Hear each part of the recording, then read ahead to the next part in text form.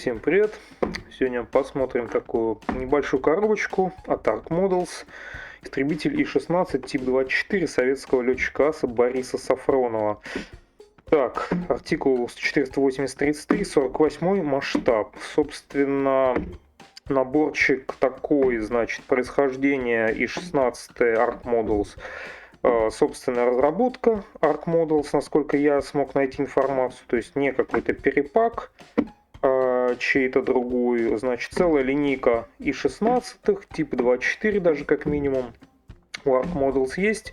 В основном они отличаются там, в принципе, насколько я понял, декалями, то есть различные данные варианты, различные, то есть испанский, там, китайский, советский простой вариант и, по-моему, несколько таких вот похожих коробок на конкретные, ну, скажем так, именные машины нескольких летчиков асов. Вот, кстати, одна из коробочек, собственно, здесь и присутствует. То есть, как бы, Arc Models, он, видимо, ну, выпускает оригинальную свою разработку, они решили, как бы, эту тему полностью выдаивать, то есть, делать, видимо, варианты коробок, ну, все возможные, в каких, собственно, данный самолет выпускался. То есть, там не только И-16, И-24, а там, по-моему, есть у них и Чайка, и еще какие-то самолеты, и там и типы И-16 разные. В общем, достаточно большая линейка Arc Models именно 48 масштаба, но 48 масштаб довольно крупный, а среди, скажем, сегмента премного нищемоделизма арковские модели, вот, собственно, вот И-16, еще пары самолетов, они, собственно, самые вообще, наверное, дешевые, что можно в 48 масштабе на рынке найти. Так что, если хочется, то можно взять. Соответственно, что по коробочке? Стандартная арковская коробочка, то есть арк это у нас производитель такой, который как бы, ну, значит, на дне ценовой этой самой политики, но, скажем так, всегда мне нравился тем, что он нас уважает. У него всегда и коробочки какие-то такие, знаете, пристойные, инструкции плюс-минус такие нормальные, декальки он кладет. Ну да ладно. В общем, стандартная коробка, указана и 76 деталек, совсем мало, и, собственно, размеры аж по двум измерениям модели, то есть видно, что у нас такой небольшой самолетик присутствует. На боковиках написана небольшая историческая биографическая справка по летчику, то есть не про самолет, а именно про летчика. И, собственно, это у нас все, можно, наверное, нырять в коробочку. Коробочка с верхней загрузкой у арка в данном случае. В коробке у нас присутствует бумажная инструкция, один пакет с пластиком, где весь пластик, собственно, у нас в одном пакете находится, и, собственно, декаль никак отдельно не запакованная, конкретно вот на этот вариант самолета производства Бегемот. Так, начнем, как обычно. Значит, инструкция, ну, по арковской, в принципе, традиции, экономит он, конечно, на том, чтобы скреплять листы, кладет просто так. Инструкцию, значит, можно, в принципе, зачитать, да, чтобы как бы долго мучительно там не пытаться что-то рассказывать про И-16, так как не то чтобы я большой знаток советской авиации, скажем так, предвоенного периода и начального военного. Так что вот. Истребитель И-16 конструкции Николая Николаевича Поликарпова, один из лучших в мире скоростных самолетов второй половины 30-х годов. И-16 стал основным истребителем ВВС Красной Армии перед началом Великой Отечественной войны. После И-16 тип 18 следующим этапом для завода стал самолет еще более мощным двигателем М-63. Этот самолет с 4-пулеметном варианте стал называться тип 24. Ну, надо отметить, что да, И-16 это все вот различные типы, там их было довольно много, там что-то больше 10 штук. Это различные модификации, то есть большая была очень линейка в производстве этих самолетов, менялись двигатели, менялось вооружение, подвесное какое-то оборудование и так далее. Самолеты собирались как в Советском Союзе, так собирались в Испании, куда их во время гражданской войны туда и они поставлялись, и даже в Испании собирались, и даже в Китае был завод построен по сборке этих самолетов. То есть, ну, достаточно обширно они производились. Самолет в целом для своей эпохи был неплохим. Значит, Борис, вот, собственно, есть справочка биографическая про конкретного пилота. Борис Феоктистович Сафронов, летчик ас морской авиации военно-воздушных сил Северного военно-десантного флота РККФ СССР, дважды Герой Советского Союза, командир 72-го смешанного авиационного полка. На истребителях И-16 он совершил 109 боевых вылетов и сбил 17 самолетов противника.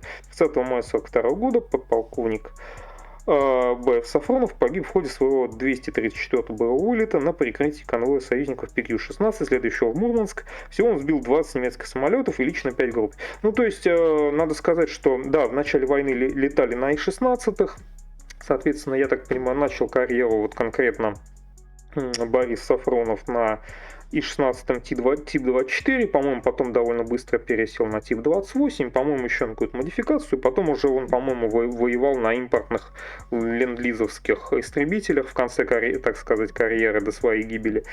Так что, в принципе, вот такой вот самолет. Дальше у Арка тот же самое на английском, предупреждение, как обычно. Сразу же на обороте у нас продолжается это все полезными советами, раскладкой литников. Собственно, видно, что литники пронумерованы, все, в принципе, понятно, видно, пиктограммы, прозрачный пластик есть, выбор варианта, тут как выбирать и так далее. И сразу же начинается у нас сборка. Ну, действительно, инструкции, так как деталек, собственно, мало, соответственно, и шагов мало, и сборка, в принципе, больших проблем доставить не должна. Вот видно, что собирается внутренняя часть корпуса из двух половин, соответственно, потом это все скрепляется. Я так понимаю, внутреннего какого-то отображения двигателя у нас в модели нет, то есть открывать тут как-то что-то не получится. Все довольно простенько. Значит, что у нас, соответственно, вот собран корпус, крепится хвостовое, там оперение дополнительное какое-то, нижняя вот эта крышка и так далее, всякая мелочевка. Потом, собственно, у нас появляются крылья, соответственно, в одну деталь. Нижняя часть полностью дана, две верхних. Надо сказать, что в реальности самолет в основном был деревянный, обшивался фанерой. Только некоторое количество деталей там изготавливалось из металлов различных. Вот, соответственно, у нас передняя часть двигателя. Ну, соответственно, только вот эта часть у нас дана. Вот эта группа дана отдельно, чтобы, видимо, возможно, там частично она будет видна через переднюю часть, поэтому сделано. Значит, остекление. Остекление, оно у нас прозрачный пластик. Винт, соответственно, мы не приклеиваем. Вот, собственно, у нас пилота, кресло. Кстати говоря, не совсем понял, были ли у нас там по панели приборов. Ну да, вот панель приборов, не совсем, правда, понятно, насколько я понимаю. Никакой декали для отображения панели у нас приборов не будет, ну, видимо, да. Винт, собственно, и последний лист у нас заканчивается все это дело последними шагами. Собираем шасси. Кстати, да, самолет был один из первых в истории, который был сделан по схеме убирающегося в полете шасси, то есть складывалось. Более поздние самолеты, они все, конечно, делались по этой схеме почти уже.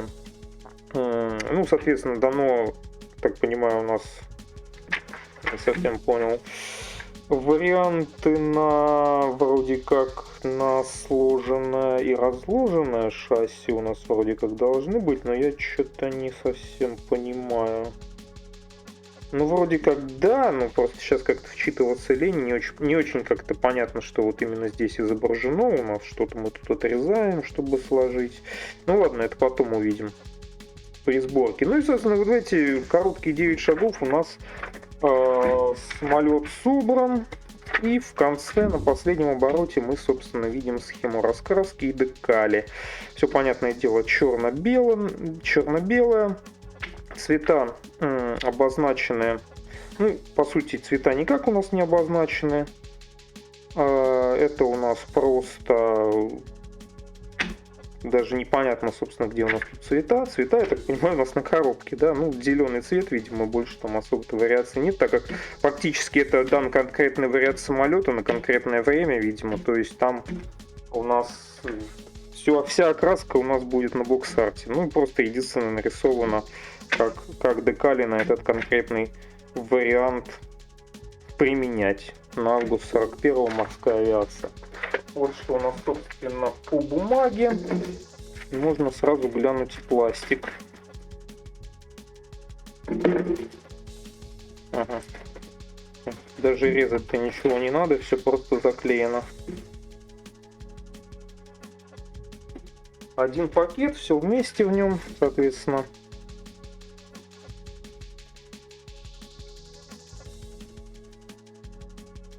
И прозрачный пластик, и обычный пластик, что, конечно, не очень хорошо, но как есть, так есть. Крупный литник, собственно, с частями корпуса планера.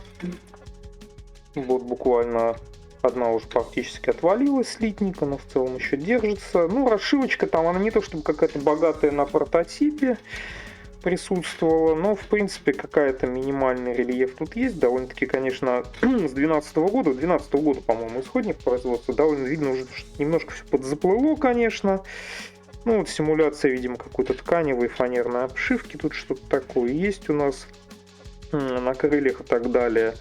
Ну, то есть рельефчик, видно, он, конечно, немножко уже подзаплыл. То есть была какая-то клепочка, которая уже немножко так размазалась вся. Ниши шасси тоже такие. Ну, типа как-то они еще существуют. Зато, в принципе, каких-то утяжен вроде как не видно особенно. Облойчик тоже нигде не болтается, не висит. Ну, типа, вот как-то так оно и сделано. В принципе, за свои деньги, наверное, терпимо. Значит, собственно, у нас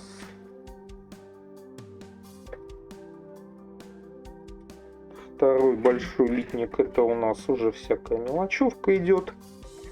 Оборудование, собственно, передняя часть двигателя с цилиндрами, я так понимаю.